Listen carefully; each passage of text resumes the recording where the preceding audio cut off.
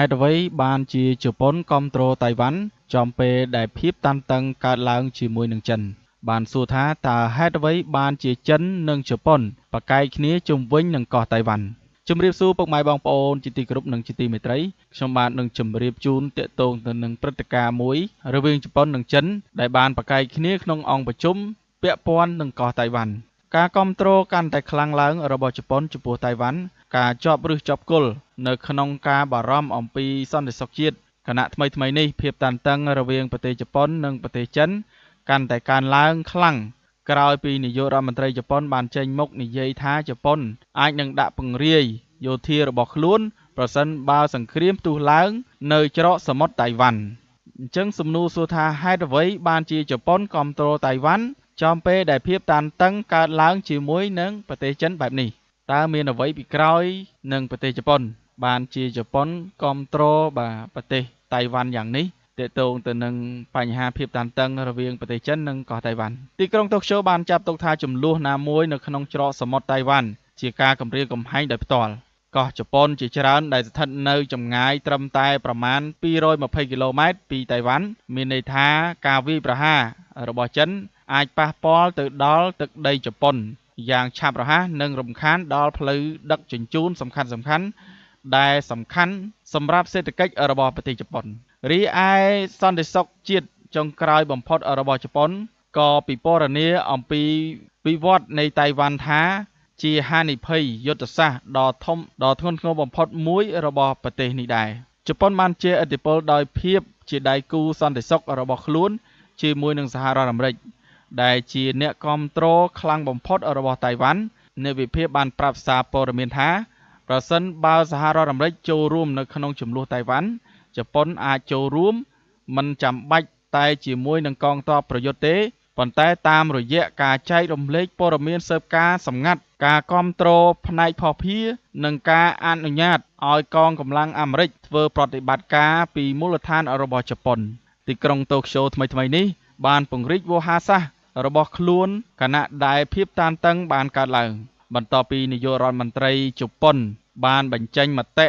អាចនឹងដាក់ពង្រាយយោធារបស់ខ្លួនប្រសិនបើសង្គ្រាមផ្ទុះឡើងនៅច្រកសមុទ្រតៃវ៉ាន់ប្រទេសចិនបានស្ដីបន្ទោសទីក្រុងតូក្យូខ្លាំងដោយប្រមានថាជប៉ុនអាចប្រែក្លាយប្រទេសទាំងមូលទៅជាសមរភូមិប្រសិនបើខ្លួនធ្វើអន្តរាគមន៍នោះប្រទេសជប៉ុនកំពុងព្យាយាមកាត់បន្ថយចំនួនជាមួយនឹងប្រទេសចិនប៉ុន្តែក្នុងពេលជាមួយគ្នានេះខ្លួនក៏កំពុងត្រៀមសម្រាប់គ្រាអាសន្នដែលអាចកើតឡើងផងដែរនេះរួមទាំងបញ្ចូលការធ្វើផែនការជម្លៀសពលរដ្ឋជប៉ុន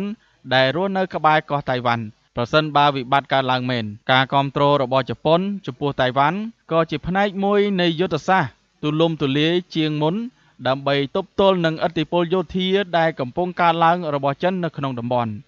ជប៉ុនជួយតៃវ៉ាន់ឲ្យកាន់តែរឹងមាំក្នុងវិស័យនយោបាយសេដ្ឋកិច្ចនិងការពារជាតិពីព្រោះតៃវ៉ាន់ដែលមានស្ថិរភាពជួយរក្សាតំបន់ឲ្យមានសុវត្ថិភាពសរុបមកវិញជប៉ុនគាំទ្រតៃវ៉ាន់មិនត្រឹមតែដោយសារតែវាមានតម្លៃដល់លទ្ធិប្រជាធិបតេយ្យប៉ុណ្ណោះទេប៉ុន្តែក៏ដោយសារវាការពារសន្តិសុខរបស់ជប៉ុនរក្សាតំបន់ឲ្យមានស្ថិរភាពនិងសមស្របទៅនឹងភាពជាដៃគូរបស់ជប៉ុននិងជាមួយនឹងសហរដ្ឋអាមេរិកបច្ចុប្បន្ននេះប្រទេសចិននិងប្រទេសជប៉ុនមិនស្ថិតនៅក្នុងការប្រយុទ្ធទេឬចំនួនយោធាដោយផ្ទាល់នៅលើតៃវ៉ាន់នោះទេពីព្រោះជប៉ុនមិនទទួលស្គាល់តៃវ៉ាន់ជាប្រទេសអធិបតេយ្យជាផ្លូវការនោះឡើយជំនួសមកវិញពួកគេកំពុងតែមានចំនួនការទូតដ៏ធ្ងន់ធ្ងរមួយដែលកើតចេញពីការទាមទារទឹកដីរបស់ប្រទេសចិនលើតៃវ៉ាន់និងការព្រួយបារម្ភអំពីសន្តិសុខរបស់ជប៉ុនចំពោះការឈ្លានពានដែលអាចកើតមានឡើងសំណាក់ក្រុងប៉េកាំងភាពតានតឹងនាពេលបច្ចុប្បន្ននេះត្រូវបានបង្កឡើងដោយមតិយោបល់ថ្មីរបស់នាយករដ្ឋមន្ត្រីជប៉ុនដែលបានថ្លែងថាការវាយប្រហារការបិទផ្លូវរបស់ប្រទេសចិនលើតៃវ៉ាន់ដែលអាចបង្កើតជាការគំរាមកំហែងដល់អស្ថិរភាពចំពោះសន្តិសុខរបស់ជប៉ុនដែលអាចបង្កឲ្យមានការឆ្លើយតបយោធារបស់ជប៉ុនក្រោមច្បាប់សន្តិសុខជាតិរបស់ខ្លួនចំពោះមូលហេតុស្នូលនៃភាពតានតឹងគឺការទាមទារអធិបតេយ្យភាពរបស់ចិនទីក្រុងប៉េកាំងបានចាប់ទុកកោះតៃវ៉ាន់ដែលគ្រប់គ្រងដោយខ្លួនឯង និងតាមបែបប្រជាធិបតេយ្យថាជាទឹកដីរបស់ខ្លួនហើយជាផ្នែកដែលមិនអាចកាត់ផ្តាច់បានរបស់ប្រទេសចិនដែលត្រូវបានបង្រួបបង្រួមជាមួយនឹងដីគោកទោះបីជាចាំបាច់ត្រូវតែប្រើកម្លាំងក៏ដោយចិនបានចាប់ទុកការចាប់ពាក់ព័ន្ធរបស់បរទេសក្នុងបញ្ហាតៃវ៉ាន់ថាជាការជ្រៀតជ្រែកយ៉ាងធ្ងន់ធ្ងរនៅក្នុងកិច្ចការផ្ទៃក្នុងរបស់ខ្លួនកង្វល់សន្តិសុខរបស់ជប៉ុនការព្រួយបារម្ភរបស់ជប៉ុនគឺភាគច្រើនទាក់ទងទៅនឹងភូមិសាស្ត្រនិងយុទ្ធសាស្ត្រកោះតៃវ៉ាន់ដែលស្ថិតនៅចម្ងាយតិចជាង70ម៉ាយស្មើនឹង100គីឡូម៉ែត្រពីកោះជប៉ុនដែលនៅជិតបំផុតគឺកោះយ៉ូណាកូនីការកាន់កាប់របស់ប្រទេសចិនលើតៃវ៉ាន់នឹងរំខានដល់ខ្សែទំនាក់ទំនងសមុទ្រដ៏សំខាន់ដែលជប៉ុនពឹងផ្អែកសម្រាប់ការនាំចូលថាមពលនិងពាណិជ្ជកម្មផ្សេងៗជាច្រើនស្មើនឹង 80% របស់ខ្លួនដែលបង្កជាការគំរាមកំហែងអស្ថិរភាពនៃសេដ្ឋកិច្ចនិងការរាប់អានរបស់ជាតិជប៉ុនអរិយភាពប្រវត្តិសាស្ត្រចំនួននេះត្រូវបានជះឥទ្ធិពលដោយប្រវត្តិសាស្ត្រយូរអង្វែងនិងចម្រូងចម្រាសរវាងចិននិងជប៉ុនផងដែររួមទាំងការឈ្លានពានរបស់ជប៉ុនលើប្រទេសចិនក្នុងអំឡុងសង្គ្រាមលោកលើកទី2ដែលបន្តជំរុញឲ្យមានមនោសញ្ចេតនាប្រឆាំងនឹងជប៉ុននៅក្នុងប្រទេសចិនការផ្លាស់ប្ដូរជំហររបស់ចិនការផ្លាស់ប្ដូរជំហររបស់ជប៉ុនជាប្រពៃណីប្រទេសជប៉ុនបានរក្សាគោលនយោបាយនិងភាពមិនច្បាស់លាស់ជាយុទ្ធសាស្ត្រទាក់ទងទៅនឹងចំនួនដែលអាចកើតមានដោយមានការដោះស្រាយដោយសន្តិភាពតាមរយៈកិច្ចសន្ទនាទោះជាយ៉ាងណាក៏ដោយការលើកឡើងយ៉ាងច្បាស់នាពេលថ្មីៗនេះរបស់នាយករដ្ឋមន្ត្រីជប៉ុននិងយុទ្ធសាស្ត្រសន្តិសុខជាតិថ្មីនឹងកាន់តែច្បាស់លាស់បានបញ្ជាក់ពីជំហររឹងមាំនៃការបង្ហាញសាមគ្គីជាមួយនឹងសម្ព័ន្ធមិត្តអាមេរិករបស់ខ្លួននិងជាការឆ្លើយតបទៅនឹងអំណាចយោធាដែលកំពុងកើតឡើងរបស់ប្រទេសចិនដែលបានធ្វើឲ្យទីក្រុងប៉េកាំងខឹងសម្បាស្ថានភាពបច្ចុប្បន្នចំនួនការទូតប្រទេសចិនបានឆ្លើយតបដោយកំហឹងដោយទាមទារឲ្យដកការអត្ថាធិប្បាយរបស់លោកស្រីនៃប្រធានាធិបតីជប៉ុនហើយបានចេញការព្រមានអំពីការធ្វើដំណើរសម្រាប់ប្រជាពលរដ្ឋរបស់ខ្លួនទាក់ទងទៅនឹងប្រទេសជប៉ុននិងប្រើប្រាស់នយោបាយការទូតបង្ហាញពីភាពតានតឹងខ្លាំងការដាក់ពង្រាយយោធាប្រទេសជប៉ុនបានបង្កើនការកសាងសមត្ថភាពការពារជាតិរបស់ខ្លួនខណៈដែលប្រទេសចិនបានធ្វើសម្ពយុទ្ធយោធានិងបង្កើនសមត្ថភាពកងទ័ពជើងទឹកនិងកងទ័ពអាកាសនៅក្នុងតំបន់រួមទាំងនៅជិតកោះជប៉ុនផងដែរទំនាក់ទំនងក្រៅផ្លូវការទោះបីជាមានចំនួនការទូតជាផ្លូវការនិងការខ្វះខាតទំនាក់ទំនងផ្លូវការក៏ដោយក៏ប្រទេសជប៉ុននៅតែរក្សាទំនាក់ទំនងផ្លូវការដ៏សំខាន់និងទំនាក់ទំនងយ៉ាងជ្រាលជ្រៅជាមួយនឹងតៃវ៉ាន់ខ្ញុំបានដាក់សំណួរមួយថាហេតុអ្វីបានជាជប៉ុនគាំទ្រកោះតៃវ៉ាន់ចំពេលដែលភាពតានតឹងរវាងចិននិងកោះតៃវ៉ាន់សំណួរមួយទៀតហេតុអ្វីបានជាចិននិងជប៉ុនប្រកែកគ្នាជុំវិញនឹងកោះតៃវ៉ាន់ចឹងយើងដឹងហើយថាជប៉ុនបានគាំទ្រទៅលើកោះតៃវ៉ាន់គឺជាឫសគល់ក្នុងក្តីបារម្ភអំពីសន្តិសុខជាតិដោយជប៉ុនមើលឃើញភាពតានតឹងរវាងប្រទេសជប៉ុននិងប្រទេសចិនកាន់តែកើនឡើងខ្លាំងដោយនាយករដ្ឋមន្ត្រីបានចេញមុខនិយាយថាជប៉ុនអាចនឹងដាក់ពង្រាយយោធារបស់ខ្លួនប្រសិនបើសង្គ្រាមទូឡើងនៅច្រកសមុទ្រតៃវ៉ាន់ទីក្រុងតូក្យូនៃប្រទេសជប៉ុនគឺបានចាប់ទុកចំនួនមួយនេះនៅក្នុងច្រកសមុទ្រតៃវ៉ាន់គឺជាការគំរាមកំហែងដោយផ្ទាល់ទៅលើប្រទេសជប៉ុនហើយក៏ជប៉ុនជាច្រើនគឺស្ថិតនៅប្រហែលប្រមាណ120គីឡូម៉ែត្រពីកោះតៃវ៉ាន់ទេអញ្ចឹងមានន័យថាការវាយប្រហាររបស់ចិនគឺអាចប៉ះពាល់ទៅដល់កោះជប៉ុនយ៉ាងឆាប់រហ័សព្រោះដោយសារតែ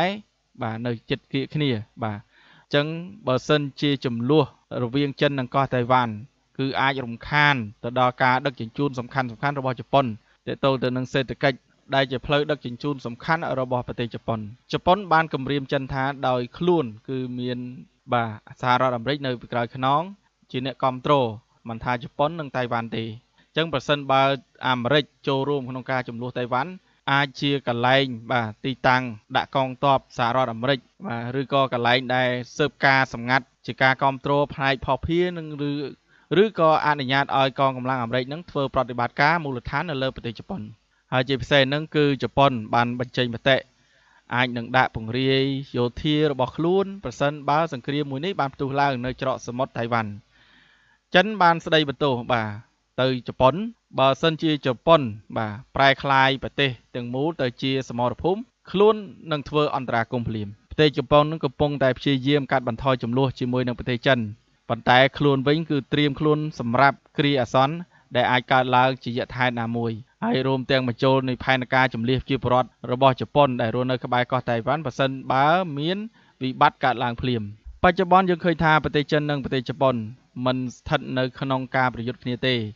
ឬក៏ចំនួនយោធាដោយផ្ទាល់នៅលើកោះតៃវ៉ាន់នោះទេពីព្រោះជប៉ុនមិនបានទទួលស្គាល់ថាកោះតៃវ៉ាន់ហ្នឹងអធិបតេយ្យជាផ្លូវការនោះឡើយ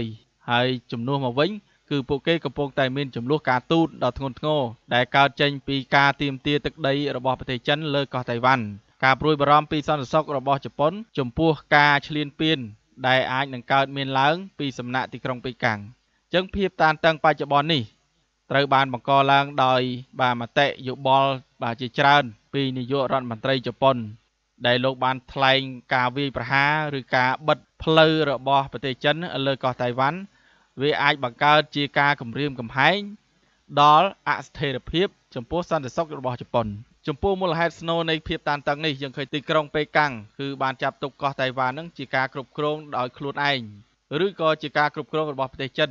នឹងតាមបែបប្រជាធិបតេយ្យហើយថាជាទឹកដីរបស់ខ្លួនជាហេតុផលនឹងហើយបានជាជប៉ុនប្រកែកគ្នានឹងបង្កើតភាពតានតឹងរវាងប្រទេសជប៉ុននិងប្រទេសចិនទាក់ទងទៅនឹងកោះតៃវ៉ាន់ហ្នឹងដែលមានផ្នែកកាត់ផ្ដាច់របស់ប្រទេសចិនដែលត្រូវបានបង្រួមជាមួយនឹងដីគោកទោះបីជាចាំបាច់ប្រើកម្លាំងក៏ដោយអញ្ចឹងមានន័យថាប្រទេសចិនគឺត្រូវតែបង្រួមចិនដីគោកនិងកោះតៃវ៉ាន់ទោះបីថាប្រើកម្លាំងយ៉ាងណាក៏ដោយចិនបានចាត់ទុកថាបរទេសដែលពាក់ព័ន្ធបញ្ហាផ្ទៃក្នុងតៃវ៉ាន់ជាការជ្រៀតជ្រែកយ៉ាងធ្ងន់ធ្ងរនៅក្នុងកិច្ចការផ្ទៃក្នុងរបស់ខ្លួនចំពោះជប៉ុនគ្រប់គ្រងតៃវ៉ាន់ចំពេលដែលភាពតានតឹងរវាងចិននិងកោះតៃវ៉ាន់ខ្ញុំបាទជម្រាបជូនតែប៉ុណ្ណេះបើមានព័ត៌មានអ្វីថ្មីខ្ញុំនឹងជម្រាបជូនពុកម៉ែបងប្អូនជាបន្តទៀតផងដែរ